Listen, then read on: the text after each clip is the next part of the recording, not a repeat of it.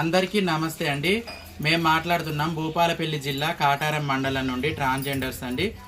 ఇంతకు ముందు జరిగిన అసెంబ్లీ సమావేశంలో మా మంత్రి గారు అయినటువంటి శ్రీధర్ బాబు గారు మా ప్రస్తావన తీసుకురావడం వల్ల ఆపోజిషన్ పార్టీ నాయకులు నేతలు కొంతమంది వెకిలి చేష్టలు వెకిలి నవ్వులు నవ్వడం వల్ల మా మనోభావాలు దెబ్బతిన్నాయి. అందుకోసమని జిల్లాల తరపున ప్రతి జిల్లా తరపున మా ట్రాన్స్ కమ్యూనిటీ మెంబర్స్ రాస్తారోకలు ధర్నాలు చేపడుతున్నారు. దానికోసమే మేము కూడా మీడియా ముందుకు రావడం జరిగింది ఈరోజు.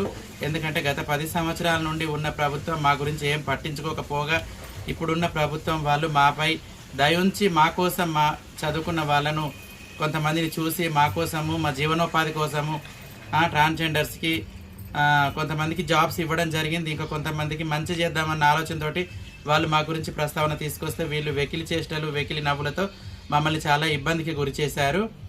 దయవుంచి ఇక నుంచి ఇప్పుడున్న ప్రభుత్వం వారైన మా మంత్రి శ్రీధర్ బాబు గారు నమస్కారం అండి, మా కోసం ఆలోచించి మాకు కొంచెం మనోధైర్యాన్ని ఇచ్చి మా గురించి ఆలోచించి మాకేదన్నా మంచి జరగాలని మంచి జరిగేలా చూడాలని ప్రభుత్వాన్ని మా అందరి తరపున కోరుకుంటున్నాము.